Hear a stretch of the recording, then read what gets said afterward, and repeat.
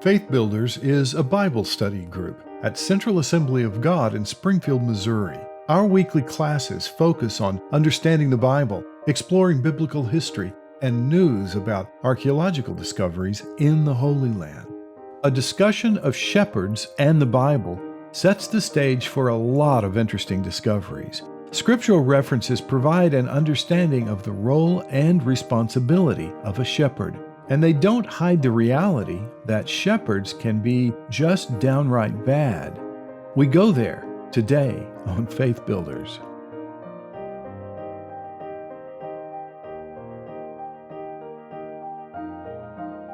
He'll say in Ephesians chapter 2 that we are being built into a holy temple, a dwelling place of God in the Spirit. So wherever we go, He goes with us.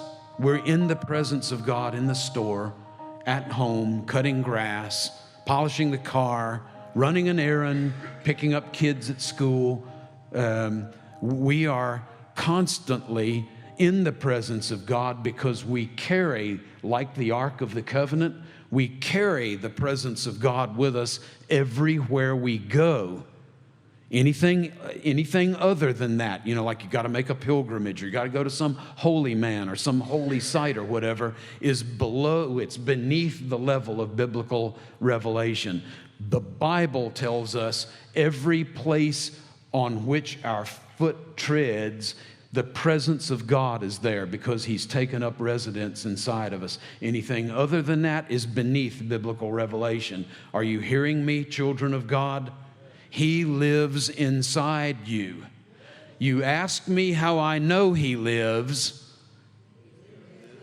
He lives there. He's inside there. So you don't have to fear any evil anywhere you go, in any circumstance that you find yourself in, any kind of a problem that you have that you feel like is insurmountable. You need fear no evil because Yahweh lives inside you. His presence is with you in the most dire situations. Rock slide, flash flood, danger from people, danger from ravenous animals. And you can flesh that out anywhere. That pretty much covers anything, right? You need fear no evil because Yahweh is with you. He is with you. His rod and His staff comfort you. He's going to get you back in line even when you get out of line.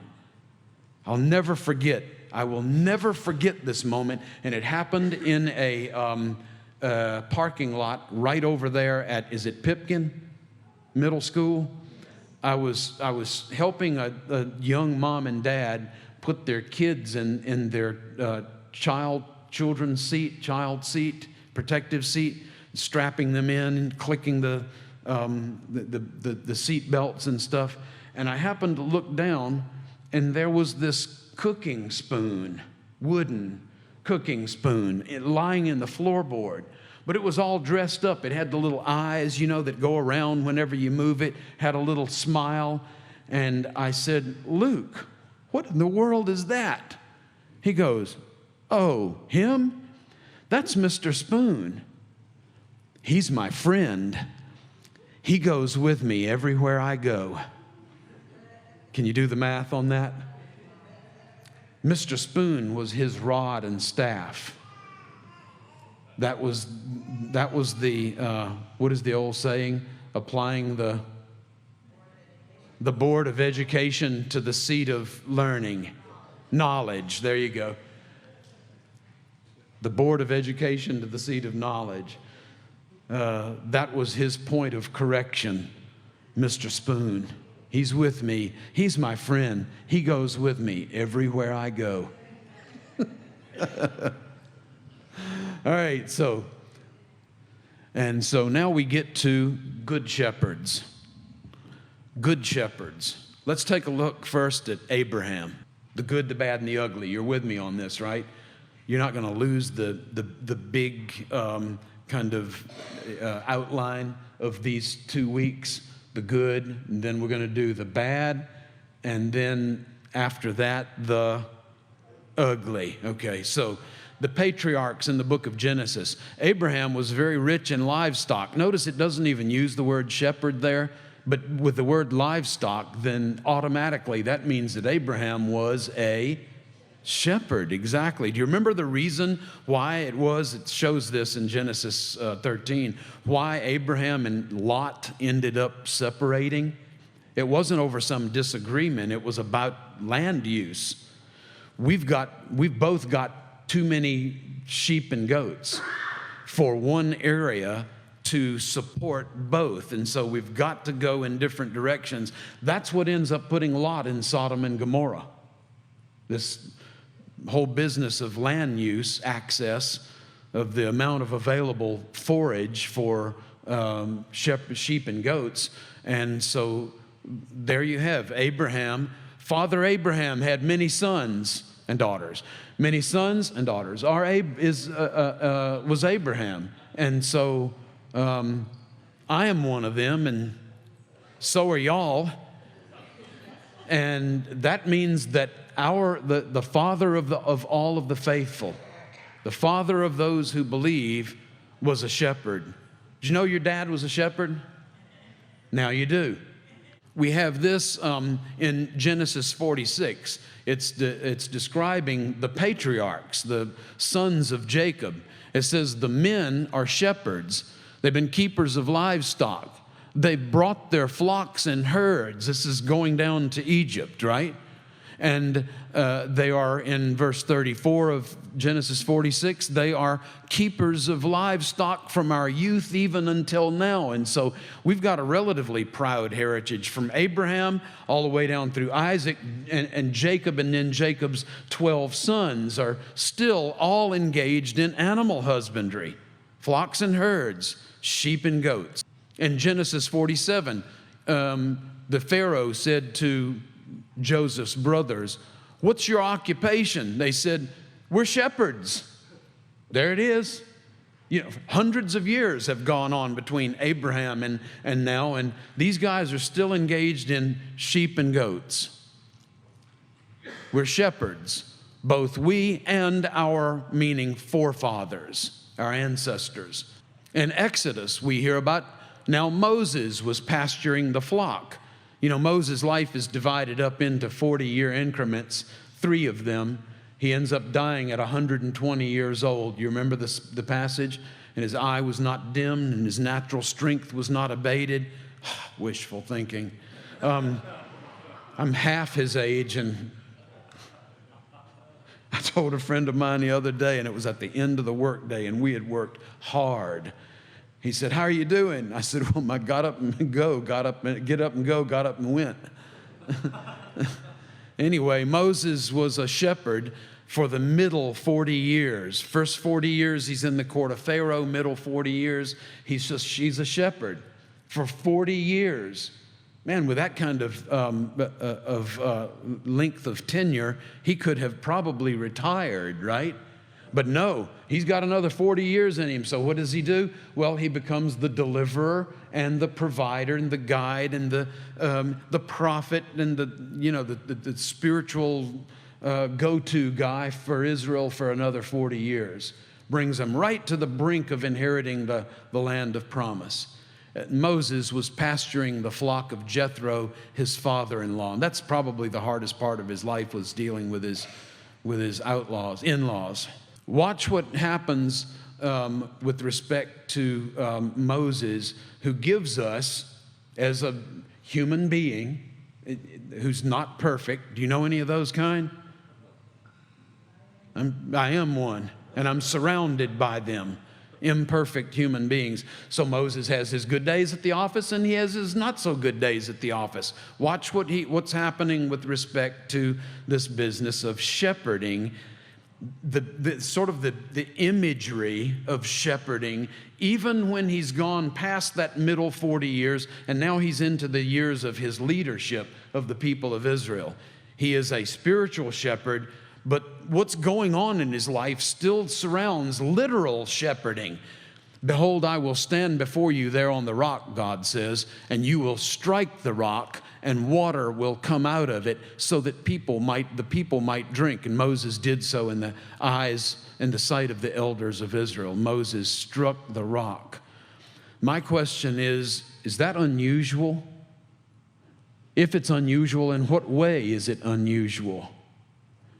Had Moses ever stricken, striked, stricted, structed? Did Moses ever strike a rock before? There you go. There's a compound verb that gets us out of all kinds of trouble. And the answer is, shepherds strike rocks all the time in this world. Maybe not in Australia. God bless Philip Keller. Maybe not in the United States, but in Israel, shepherds are still striking rocks. This is what's weird. This is what's crazy about this situation is in Exodus 17, Moses was in the southern Sinai. Sinai is a gigantic landmass. It's a peninsula that's sort of like wedge-shaped. It's formed on its southeastern side by the Red Sea, and on its western side by the Gulf of Suez. You know, Suez Canal that connected it to the Mediterranean eventually. All right, so those two great big masses of bodies of water kind of define this wedge-shaped landmass. In the far south, you have the standard rock formation is red granite. Do you see it right in front of you? All right, red granite. Granite is non-porous rock. It doesn't soak up or retain water. Water just runs off it like water off a duck's back. You can strike red granite all day long, as many times as you want, as hard as you want. You're not going to get a drop of water out of it. It's like trying to wring blood out of a turnip. There's no blood in there. You don't know that terminology? Trying to squeeze blood out of a turnip? Okay, there's no blood in there. There's no water in red granite, guys. So then, was it a miracle that God produced water when Moses struck that rock? Yes, no, or maybe so. Yes, totally miraculous. Here in the southern Sinai. Now we have, and that's God just saying and Moses performing. That's obedience. God speaks, we obey. But sometimes Moses didn't have such good days at the office. Here's an example. The people were on his case. They'd been in the wilderness for a longer time. There's all kinds of murmuring and complaining going on. And God speaks to Moses in Numbers 20. Speak to the rock there before your eyes so that it might yield its water. There is water in that rock already, and God knew it before Moses struck the rock. Speak to it and it'll yield its water. There's water in there belonging to that rock. You shall thus bring forth water for them out of the rock. By what? Speaking to the rock. Bring that water out of the rock, and the congregation and their beasts will drink. Very similar situation, even the same language. Exodus 17, Numbers 20.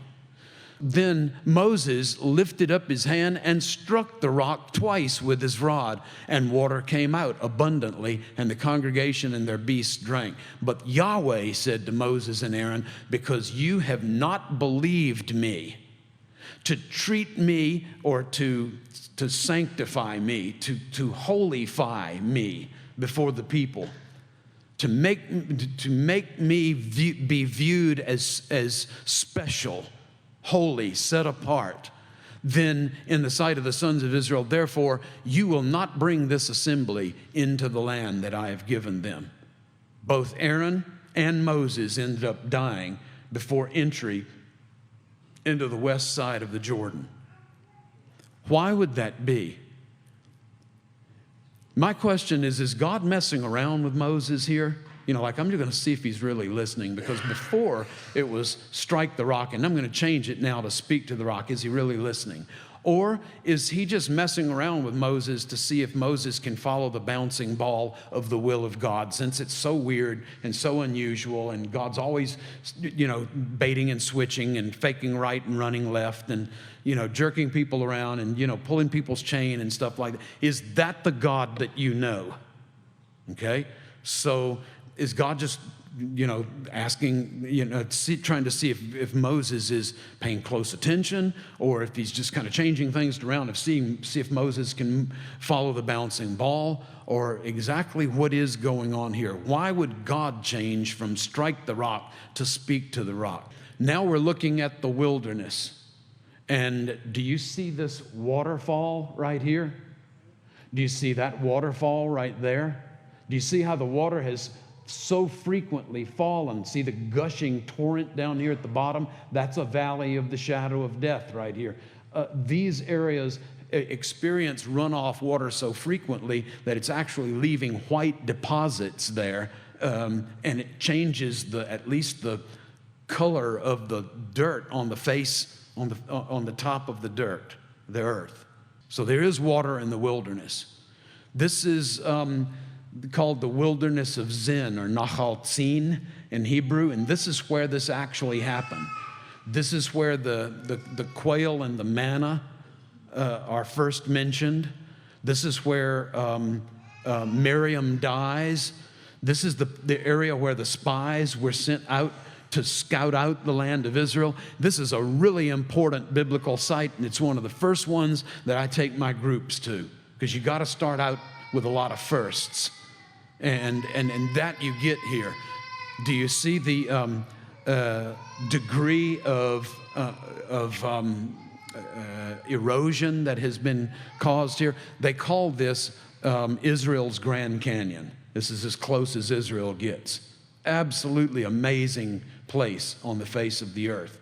So many biblical events happen here. And Moses' second striking of the rock, when God said to speak to the rock, happened here in the northern Sinai deserts, not down there in the south where there's red granite. Here you can see that there's a different color to the earth, right? Okay, this is a combination of chalk and soft limestone, and every once in a while a layer of flint.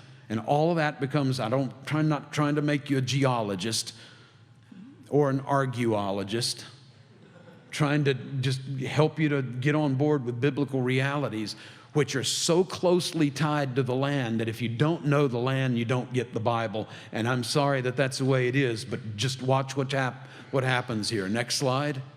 By the way, did you see down at the very bottom, did you see the water? Now we're down inside Nahal Tzin, or the wilderness of Zin, and you see the water right there, don't you? And notice that the vegetation follows the water. This is where there's a big waterfall right back up here. Have a really cool video I'm going to show you of that one day. And so notice the kind of the white, but then there's a sort of an orange. There's a discoloration. You see those discoloration lines there? All right. That is because water has been seeping out of that rock, and it's discolored from something somewhere else. It's brought sediment down through that crevasse, that crack, and has popped out of a crack in the wall of this canyon and has discolored the canyon wall. Those orange streaks. You see them, yes? Do you see this discoloration? Do you see why there's an acacia tree? This is the kind of tree that all of the furniture in the tabernacle was made of. Acacia wood. ACCICIA or something like that. Acacia wood. In Hebrew, it's called sheet. So we don't say that in church. It's the shita tree. Elijah sought shade under a tree, something like this. And so the reason why you've got this little bit of vegetation here is because of that seep right there that has discolored the wall, the natural, the normally occurring color of the soil. Next. All right. Now, white, and then all of a sudden black. And then from the black, you see that there's discoloration here, and there's actually water that is dripping down. This is all wet right here when we took this picture, from a crack in the wall of this canyon. Now, what caused that water to back up through that crevasse? If we could see into it, like with ground penetrating radar, it's this this very thin layer of flint rock that is impermeable. The water can't go from high down to low any further than this. It stops it then. So then what causes the water to back up? Why doesn't it just flow out naturally? Well, you have a real rough-looking area here, and a little rough-looking area here, and another one there. I'm going to give you a close-up in just a second. Next. Okay? Never mind the guy in the foreground. Here you have plant growth. What does that indicate? Water source. This is all wet, every bit of this, and there's a spongy looking bunch of stuff like this. There's a crack right there. Do you see it? And here's your flint. There's the flint right there. And this is what is called a mineral cap. When water is coming down, is sifting down through all of these dirt layers, it picks up certain amount of sediment. And as that water flows out of a crack, well, then that sediment is deposited there. That's what makes that kind of spongy when it's wet. That spongy stuff, you can actually push it in with you're not supposed to, but push it in with your finger. And you can push water out of it. It's like a sponge. It's containing water. But eventually, all that sediment will eventually heal up or seal over that crack in that canyon wall. It's called a mineral cap. And if a shepherd happens to walk by and his animals haven't had water all day long, and he looks over and he sees a little drip, drip, drip. He sees that mineral cap. He sees that flint layer. He knows what's behind, backed up in that crevasse that has only been sealed over temporarily until such time as it gets hit or the water pressure increases to the point where it just blows it out like that. And you get almost like an artesian well kind of situation. So the shepherd that knows his stuff will get a rock or will take his shepherd's staff and pop that mineral cap and break it. And when it does, the water backed up in that crack starts flowing out. And if there's a lot of it, it flows out really fast. You have to stand back or get knocked down. So this is what is going on in the northern Sinai deserts, where the people of Israel happened to be when God told Moses, speak to the rock. If he struck the rock, who's giving the water? Moses. If he speaks to the rock and the rock gives its water, who gives the water? God. Okay? So Exodus 17 versus Numbers 20. What is the difference? It's not God jerking Moses around. It's God moving with where they are geographically. So the problems here are that Moses is appearing to be self-sufficient. I will give you water from the rock. Moses was angry and struck the rock. Don't get me wrong, I would have been too. With people on your case for days on end, you get a little testy there. Okay? Moses knew that striking the rock worked before. So maybe he fell into the trap of, well, it worked once, and so, let's do it like this again. It's possible also that he's just sort of at this point on autopilot. Look, I'm checked out here. And I'm just kind of going in. I put it on automatic. I'm on cruise control. And we did it like this before. We're just going to do it again. But that's not always the way that it is with following the will of God. He'll have you witness a certain way to somebody and in a completely different way to somebody else. That's just as an example. We can't go autopilot on this. It's part of this following God's leading in our lives. All right. Another is, if it worked before, then it should work again. Pragmatism. It works, so let's do it. But that's not, that's end justifies the means sort of thing. And that doesn't always have God in it either. Yes, Carter. I think you're going to have to get the last word because we're out of time. Yes. Okay, in the last setting here where he is told to speak to the rock and he hits the rock, was that granite? Was that rock granite? No, that was that soft limestone and chalk. Right. It's a totally different geological formation. Granite in the south where you strike the rock, and this softer dirt that contained water where God says speak to the rock. All right, we're going to pick up there next week, and we're going to I think that we're going to finish this study of shepherds and shepherding in the Scripture. Here's my question. Is the Bible accurate when it deals with these realities of geology and hydrology and shepherding techniques and stuff like that? Very much so. Next question. Have you learned anything from looking into the world of the Bible? Matching physical reality with text. Yes, those two go together. God's revelation's always contextualized. And when we get the right information in front of us, it opens up like a book. I mean, these guys at Jeremiah, or even that Jesus was speaking to, they weren't geniuses. Most of them weren't seminary graduates. They're just average people like you and I are. And so the difference is they knew their world. Now for us, we've got to dive in head first into that world. And you never come away disappointed. That's whether you're studying like this here or there on site. You never end up disappointed.